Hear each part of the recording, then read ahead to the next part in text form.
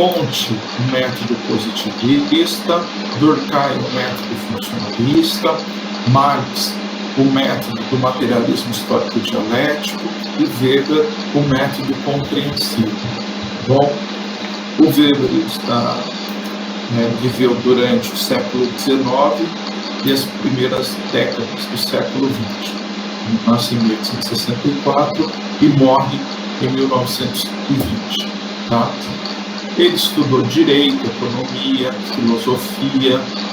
Tá? A esposa de Weber também foi um intelectual muito importante. A esposa dele participou do movimento feminista na Alemanha, na Europa. Tá? Ela fez uma biografia, né, da vida, contando, né, quem foi o Weber. Muito interessante esse livro dela sobre a vida de Weber e os temas que o Weber, né, se dedicou a eles. Estudou o desenvolvimento do capitalismo, a questão da racionalização, burocratização, religião, política, ciência, Estado e tantos outros temas. Mas esses são os principais. Tá? Os livros mais conhecidos de Weber: A Ética Protestante e o Espírito do Capitalismo, Economia e Sociedade, Ciência como Vocação, Política como Vocação. Essas são as principais obras de Weber. Okay? O que é a sociologia para Weber? O que é a sociologia para Durkheim? O que é a sociologia para Comte? O que é a sociologia para Weber? Temos aí diferenças. Qual é o objeto de estudo da sociologia para o Weber? Como ele vê esse objeto de estudo? Como o sociólogo deve proceder para estudar o objeto? E o que é o método compreensivo em Weber? Tudo bem? Então, esses são as indagações que tentaremos responder ao longo da aula. Tá? A primeira indagação: o que é o objeto de estudo da sociologia? A sociedade social. Para Weber, o social é algo infinito, que não tem fim. Tá? Então, o social para ele não tem fim. Esse entendimento de social em Weber tem uma lógica argumentativa, tem o porquê disso. Tá? Quando Weber fala que o social é infinito, que não tem fim, ao mesmo tempo ele está colocando um problema. Qual que é este problema? Ora, para ele é impossível o sociólogo compreender a sociedade em sua totalidade, em sua plenitude. Porque se é algo que não tem fim, é infinito, é impossível o pesquisador, o sociólogo, compreender este social em sua totalidade, porque ele está em movimento. Ele é um movimento, ele está constantemente, né, sendo modificado, sendo construído, reproduzido. Tudo bem? Então, o Weber está tocando nesse ponto. Tá? Nós podemos, só uma observação aí, nós podemos fazer uma distinção, uma diferença do pensamento de Weber para Durkheim e para Marx. Marx e Durkheim, o social, a sociedade, são entendidas como, né, um todo, uma totalidade. Para o Durkheim, a sociedade é um corpo social. Para o Marx, é a relação entre infraestrutura e superestrutura, é a ideia de totalidade para o Marx, e para o Weber não existe isso. Bem, outro detalhe: para se fazer ciência, nós vimos isso ao longo do ano, que a ciência ela acontece através de uma relação.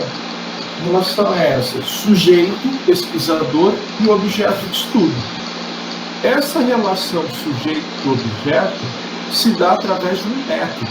Então, o método é a maneira, o modo como o pesquisador vai estudar o seu objeto, como que ele vai investigar. O Weber vai problematizar essa relação.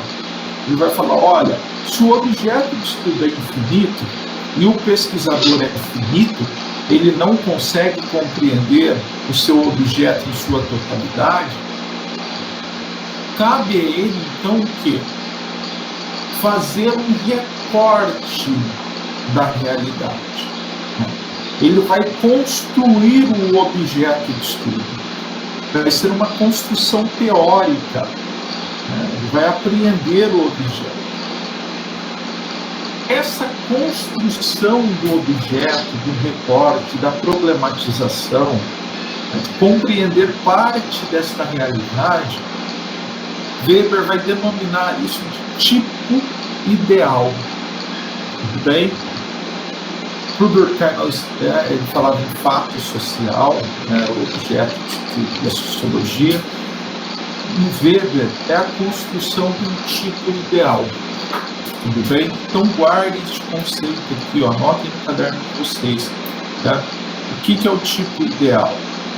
É a construção da realidade. O pesquisador ele vai recortar parte da realidade e vai tentar compreender. Tudo bem? Por exemplo, eu, enquanto pesquisador, eu quero estudar a violência. Então, o que isso quer dizer? O que isso nos traz? Traz a seguinte informação, que o pesquisador ele não consegue estudar a sociedade em sua plenitude, em sua totalidade. Ele está fazendo um recorte desse social. Ele quer estudar a violência. O outro pesquisador quer estudar a corrupção. O outro quer estudar a educação. O outro quer estudar o Estado. E assim por diante. Tudo bem? Então, para o Weber, não existe um elemento determinante para a compreensão do objeto, da realidade, que é diferente de Durkheim e de Marx. Para o Durkheim, o elemento determinante, a base da sociedade, estava pautado na moral.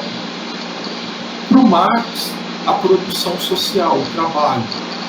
Para o Weber, não existe esse elemento determinante. Por quê? Se é o pesquisador que escolhe o que ele vai estudar, então eu não tenho ali um elemento determinante. É uma questão de escolha. Ok? Dúvidas até aí, pessoal? Algum comentário? Professor, então o tipo ideal é o recorte da realidade? Isso, é um recorte da realidade, né? É a construção teórica. O pesquisador ele vai ter que construir teoricamente o objeto de estudo. Tá? Então, o próximo slide vai ficar mais claro. Eu quero estudar a violência. Ok. Eu já fiz um recorte. Eu saí da sociedade, algo abstrato, geral, e quero compreender um elemento, violência. Ora, o Weber pode nos indagar, mas este conceito de violência, ele ainda é muito amplo, ele é muito geral. Cabe, então, ao pesquisador construir isso teoricamente, né? Definir que tipo de violência. É possível compreender as diversas formas de violência? Para o Weber, não. É algo muito amplo ainda. Eu preciso ter a precisão na construção do meu objeto. Ora, eu quero estudar a violência, a violência doméstica. Opa, eu saí de diversas manifestações de violência. Estou reduzindo, né? Recortando o meu objeto, a violência doméstica. Ok, isso basta? Não. Eu preciso entender as particularidades e as especificidades dessa violência doméstica um determinado período e local, espaço. Então, eu quero estudar a violência doméstica no Brasil no período da escravidão. O que eu fiz? Fiz um recorte do meu objeto. Tudo bem? Agora, quem determinou todo este processo foi o pesquisador. É o pesquisador que vai determinar, que vai escolher, que vai recortar o objeto de estudo. Tudo bem, pessoal? Até aí? Muito bom. Diante disso, o Weber vai estabelecer um diálogo com a corrente positivista. Qual que é esse diálogo? Um diálogo crítico. O Weber vai dizer o seguinte: é impossível o pesquisador entender a ciência como sendo neutra em sua totalidade. O Weber vai dizer o seguinte: a neutralidade da pesquisa, ela não é plena, como queriam os autores positivistas. Qual que é o argumento utilizado para o Weber para fazer a crítica a esse entendimento dos positivistas? Weber vai dizer o seguinte: a pesquisa, basicamente, eu tenho dois momentos. Primeiro momento, a primeira fase, e uma segunda fase, o segundo momento. O Weber vai dizer que o primeiro momento não existe neutralidade. Por que não existe neutralidade? Porque é um elemento subjetivo. Para ele, temos ali a escolha. Toda escolha é subjetiva para Weber. Como assim? Onde há subjetividade, há escolha, não há neutralidade para Weber. Ou seja, ora, você é pesquisador. Por que você escolheu estudar violência e não quis estudar corrupção? Não quis estudar educação? Não quis estudar? Você escolheu a violência doméstica e não a violência contra a criança. Né? Esse tipo de indagação nos remete a pensar a questão da subjetividade. Segundo Weber, a escolha do objeto não é neutra. É um elemento subjetivo. O pesquisador, quando ele escolhe alguma coisa, ele está querendo dizer que aquilo é mais importante que outros elementos, que outros temas. O pesquisador tem uma identificação com o objeto.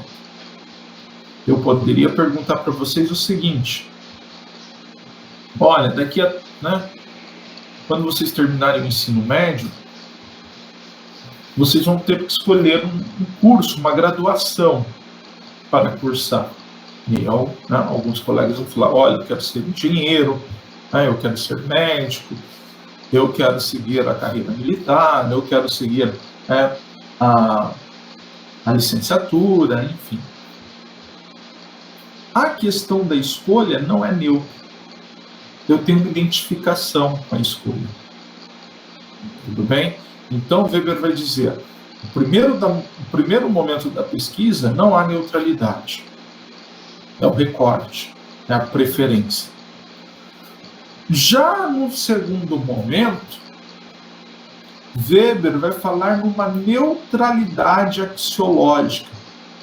O que é essa neutralidade axiológica? Segundo Weber, essa neutralidade axiológica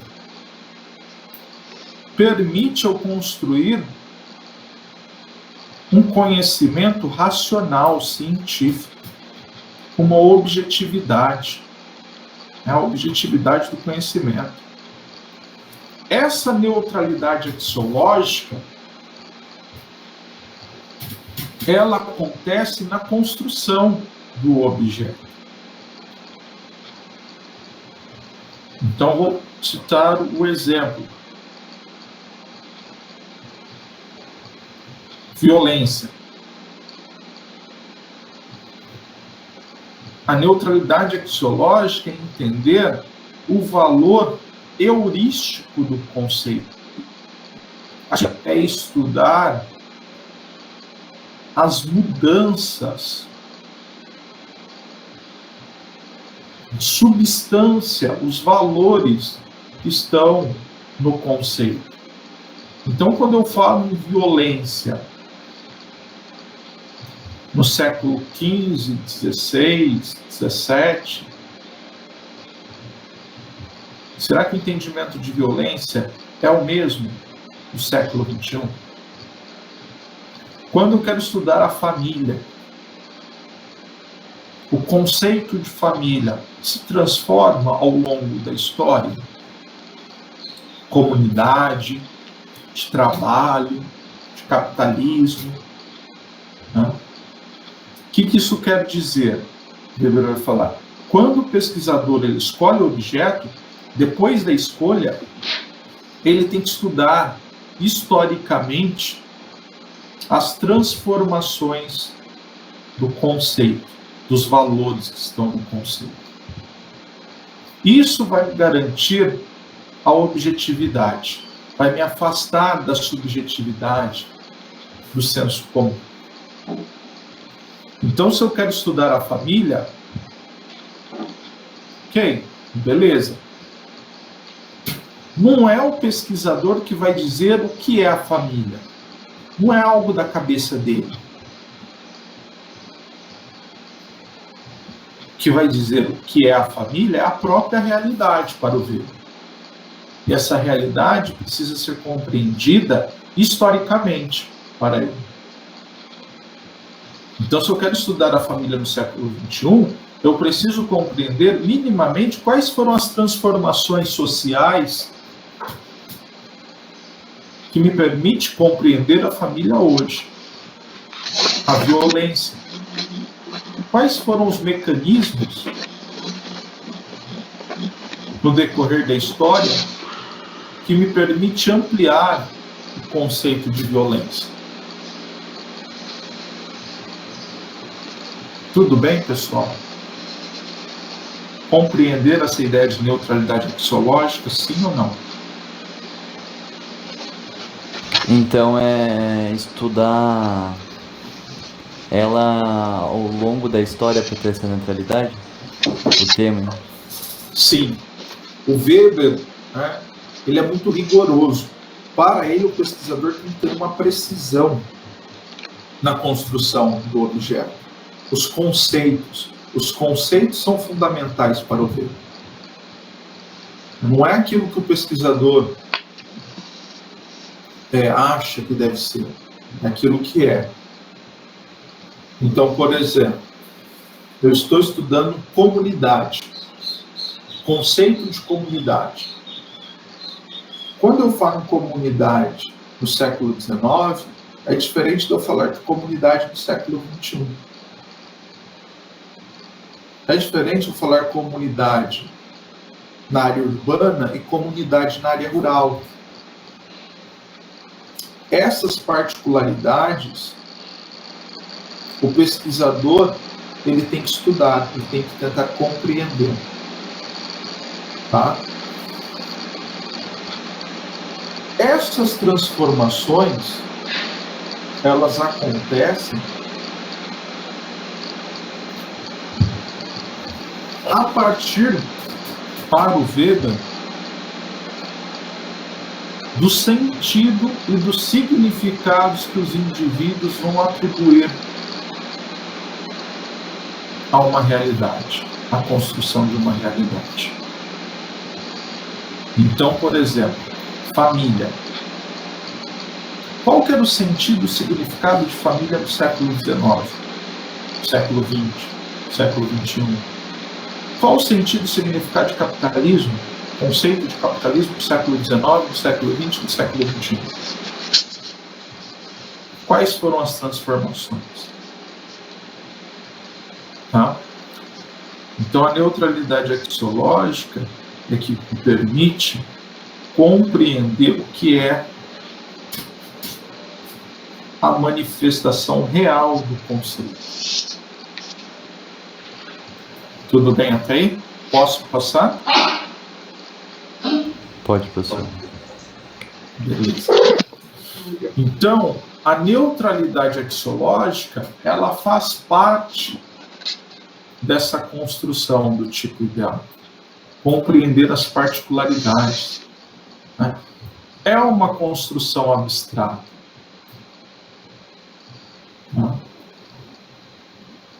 O livro A Ética Protestante e o Espírito do Capitalismo, Weber, né, mostra como que é essa construção do tipo ideal.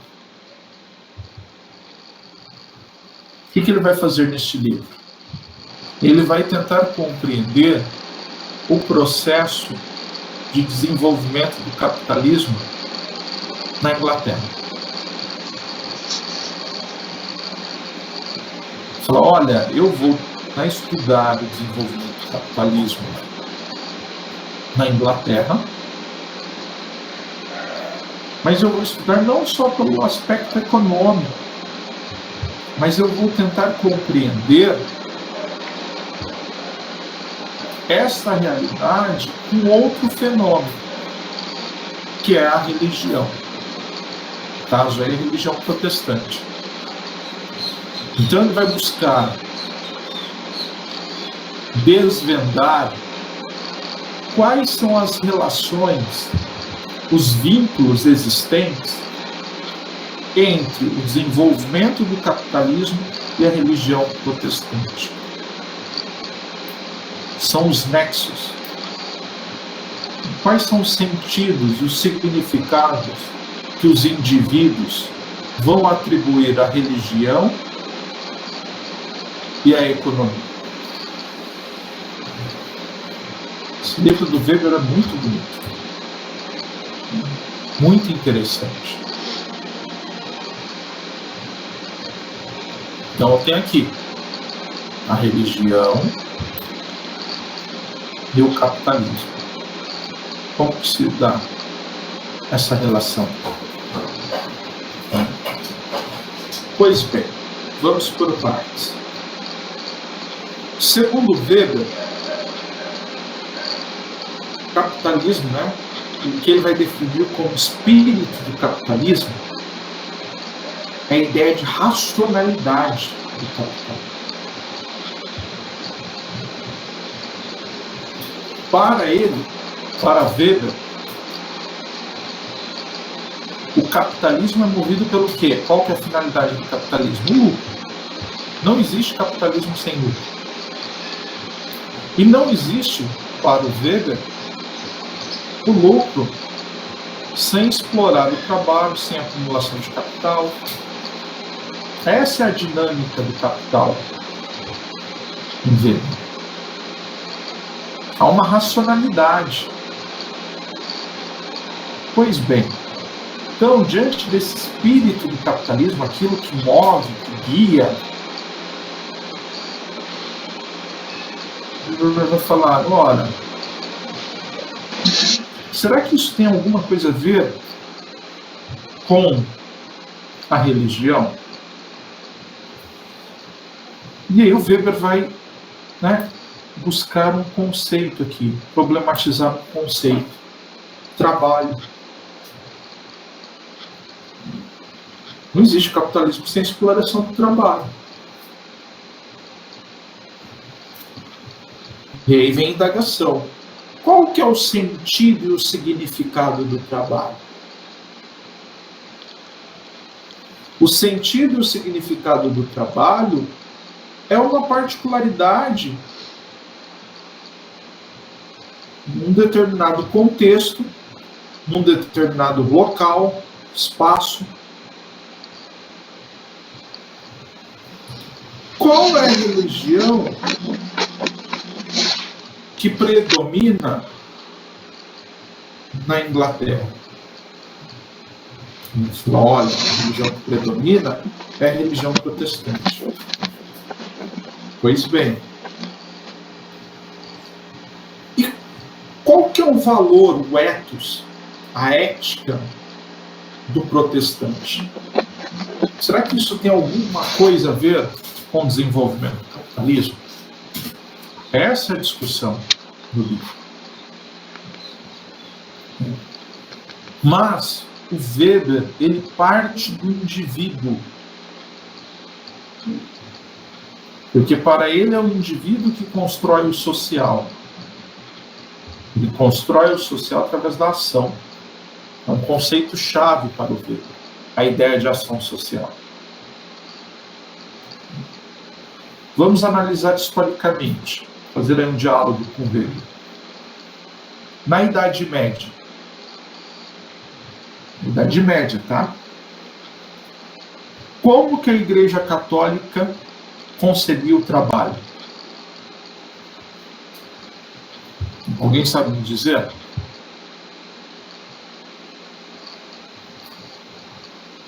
Pergunta de novo, professor, o quê? Na Idade Média, a Igreja concebia o trabalho de que forma? Como que ela entendia, via o trabalho? Como que ela pregava o trabalho? Na última aula de história, a gente aprendeu que a Igreja Católica, ela não gostava do lucro, necessariamente, de mais de 10%, se não me engano. Ela achava o lucro um pecado, a Igreja Católica. Sim, nós temos aí, então, um elemento. A Igreja Católica, na Idade Média,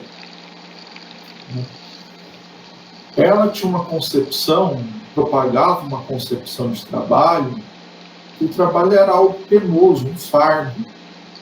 Se o sujeito ele nasce numa família camponesa, ele tinha que se contentar com aquele fardo, com aquele trabalho. Tá? Mas aí tem um detalhe. O sujeito, ele não poderia prosperar por meio do trabalho, acumular riquezas, porque isso leva uma vida de luxo e, consequentemente, de pecado. Então, para que isso não aconteça, né, você vai destinar isso, a sua riqueza que você conseguiu prosperar. Eu estou sendo bem simplista, tá bom? Para a igreja. Não é à toa que na Idade Média, por exemplo, a igreja vendia Inquisição. Tá? Como se fosse um perdão. Ok? Essa era a concepção de trabalho. Entretanto... Professor, Oi. é indulgência, não inquisição. Desculpa, não entendi. É indulgência, não inquisição. Oh, desculpa, errei. Desculpa. Inquisição é a perseguição. Desculpa. Indulgência. Obrigado. Estou pensando aqui em outra coisa. Então, você tinha ali a compra, né, das indulgências, o perdão. Um padre da igreja vai contestar todo este processo. Né? Escrever, né? Pregar 95 teses. Ele não queria o fim da Igreja Católica. Isso é importante destacar. Ele queria uma reforma da igreja.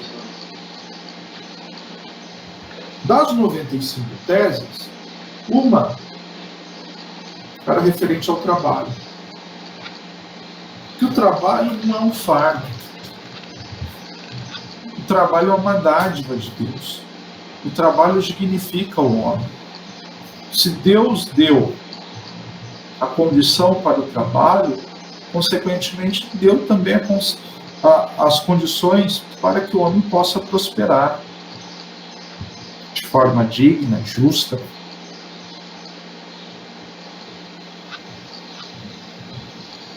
Tá? Esse entendimento é muito interessante, mas aí tem um detalhe na sociologia compreensiva de Weber. Qual que era o significado, o sentido da ação? Lutero, quando ele propõe isso, a intencionalidade da ação não era o fim da igreja, era a reforma da igreja católica. E a partir, do modo como as pessoas vão interpretar essa intencionalidade da ação do Lutero, vai dar origem ao protestantismo. Tá?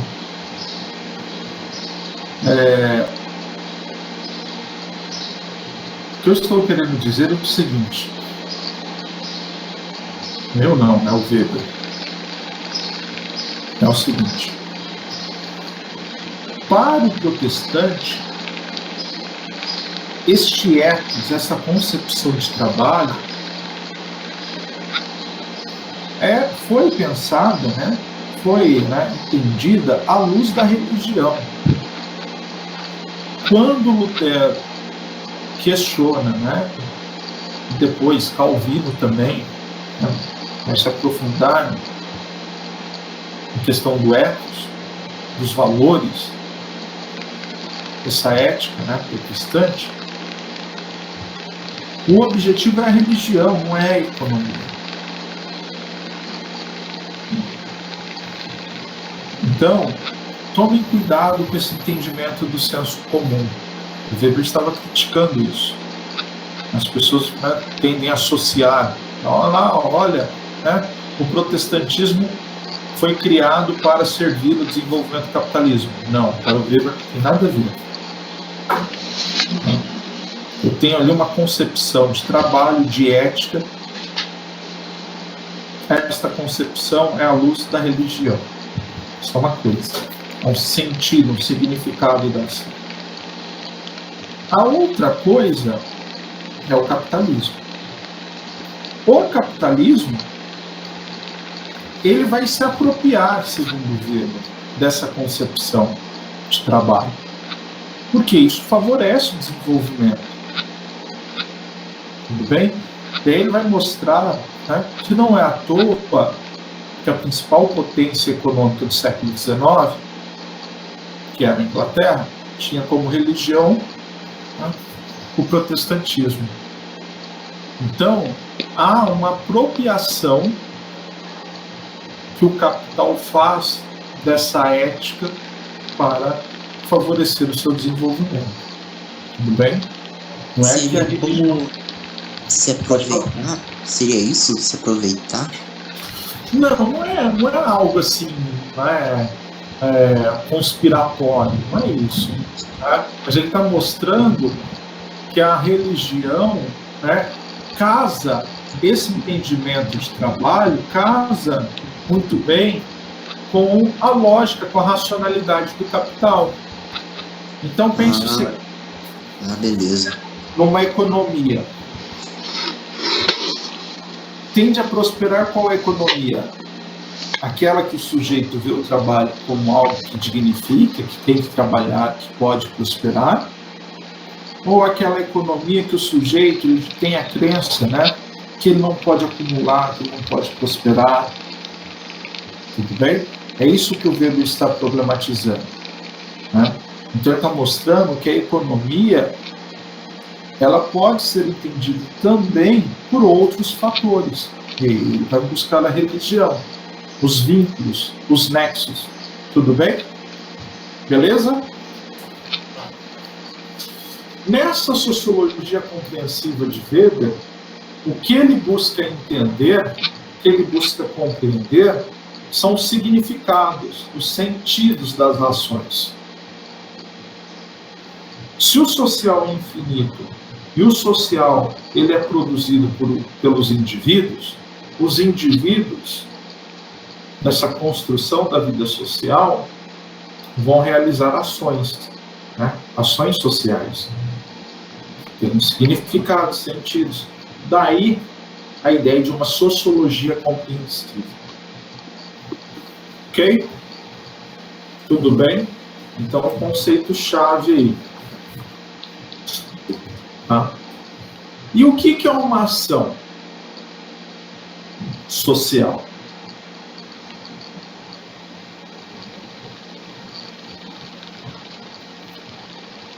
Ação é um movimento.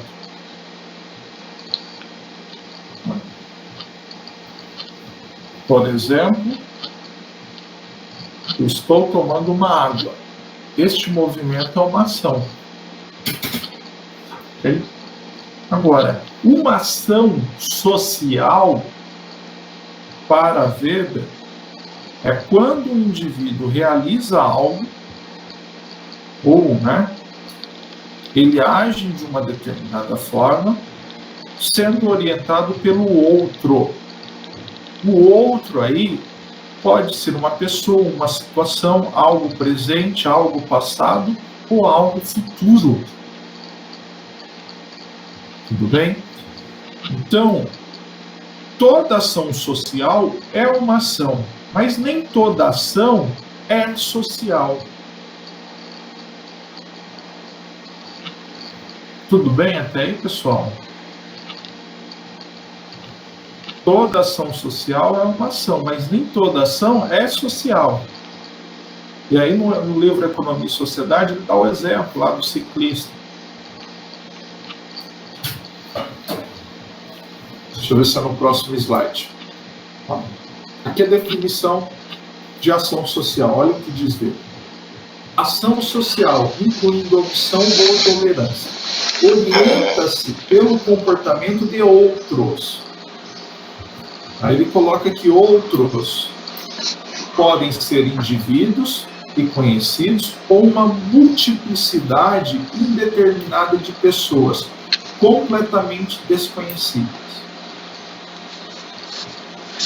O dinheiro. A relação com o dinheiro pode ser uma ação social. Por quê? Se alguém, eu vendo um determinado objeto, eu vou receber dinheiro. Esse dinheiro, eu sei que é um fator de troca, é uma medida de troca. Por isso que eu estou aceitando o dinheiro em troca do objeto. Tá? Então, não necessariamente é um indivíduo, o outro aqui. O meu comportamento se orienta através de outros. Não. Outros aí não necessariamente pessoa. Tá? Vamos pensar no caso do ciclista. Eu tenho o ciclista A e tenho o ciclista B. Aqui acontece a colisão, o choque. Isso daqui é apenas uma ação. Os dois ciclistas estão se movimentando. Houve aqui o choque, uma colisão. O comportamento do A se orientou através do comportamento do B? Ou vice-versa? Não. Então é apenas uma ação. Quando ela se torna social? Quando o ciclista A, o comportamento dele se orienta através de outro. O outro aqui é o ciclista B. Então, opa, eu vi que eu vou bater, o meu comportamento é desviar. Este movimento do desvio é uma ação social. Tudo bem? Até aí? Dúvidas? Sim ou não? Está clara a ideia de ação e ação social? Sim. Beleza. Então vamos lá. O Weber, ele estabelece uma classificação. Ele fala em 4 tipos de ação social. Tradicional, afetiva, racional, referente a valores. Racional, referente a fins. Primeira observação. Em 2 tipos, eu tenho o elemento racional. Nos outros 2, não. Então, o que é ação social tradicional? É quando a minha ação ela se orienta através do costume, da tradição. Uma determinada situação, não necessariamente eu tenho apenas um tipo de ação, posso ter, né, outros tipos. Então vamos citar aqui uma tradição. O soldado, quando ele vê o superior, presta continência. Isso é uma tradição, é um costume, é algo que está interiorizado no soldado. Né? Algumas famílias, né, têm a tradição de fazer uma oração antes de se alimentar, antes do almoço, né, para agradecer. Isso é uma tradição, um costume. Liga de lamber. Tudo bem, pessoal? Até aí? Ação social afetiva. Afeto é quando a minha ação é guiada pela emoção. Emoção, para o Weber, não é algo racional. Então, eu estou assistindo uma peça de teatro, me emocionei com a peça. O meu comportamento, o meu choro, se deu através de quem? Da peça. Tudo bem?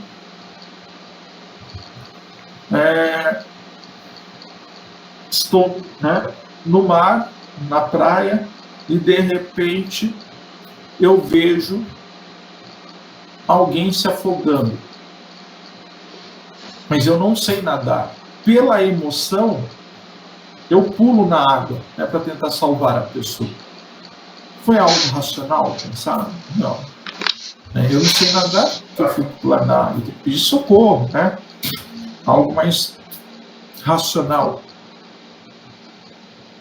Então, é uma ação social afetiva. É emoção. Tudo bem, pessoal? Dúvidas até aí? Não? Não, tranquilo. Ação social racional referente a valores. Valores aqui não é algo econômico. É a ideia de valor social. Tá? Então, por que você estuda? Porque é algo racional. Estudar é um movimento racional. Eu preciso me planejar. Mas você estuda por quê? Porque ali tem um valor social. Eu quero ter conhecimento, é sinônimo de prestígio. Então há um valor. Educar um filho é algo racional.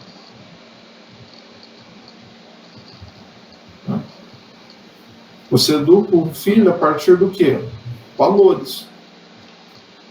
Um soldado, quando ele vai para uma guerra, pode morrer. Mas o movimento guerrear, o que orienta pode ser um valor. Olha, eu vou defender a minha pátria. Tudo bem? Beleza, tá aí? Tomem cuidado com isso, hein? Pensar que é um valor econômico. Teve provas, né, com esse tipo de pegadinha. Ação social racional referente a fins. Fins aí é finalidade, um objetivo claro, direto. Estou estudando. Estou estudando para passar no vestibular. Esta é a minha finalidade, é algo claro. Peguei uma quantidade de dinheiro e investi em ações, na bolsa de valores.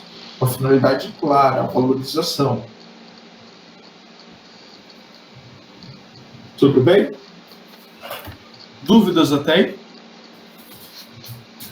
Ô, professor, eu só tenho que não ficou tão claro.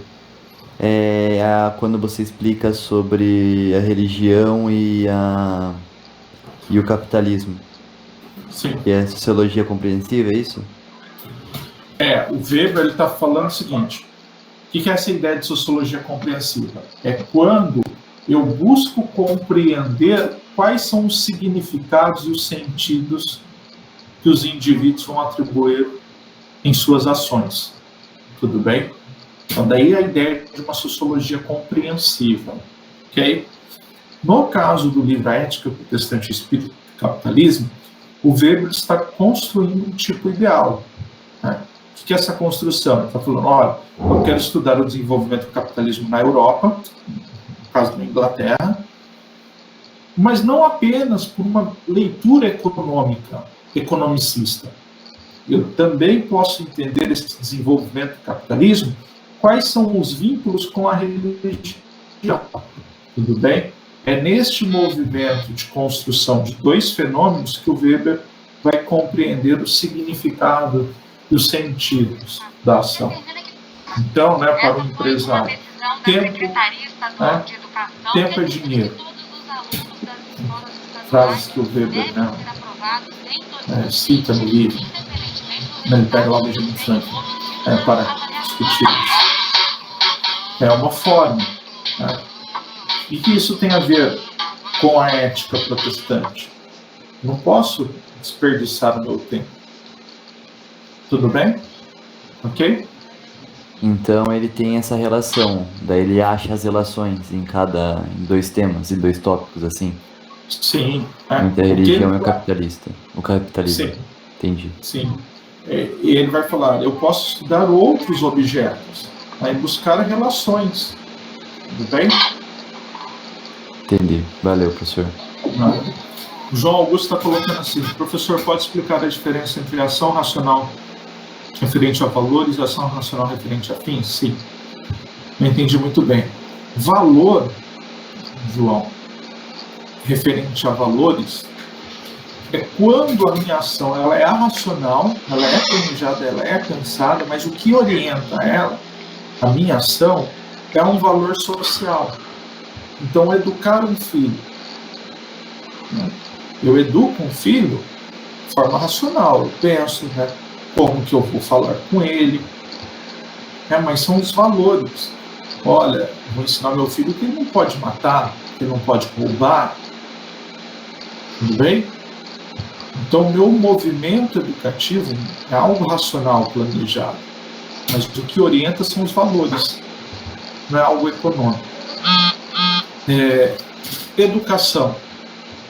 Você estuda por quê? Tem aí a questão dos valores e tem a questão da finalidade.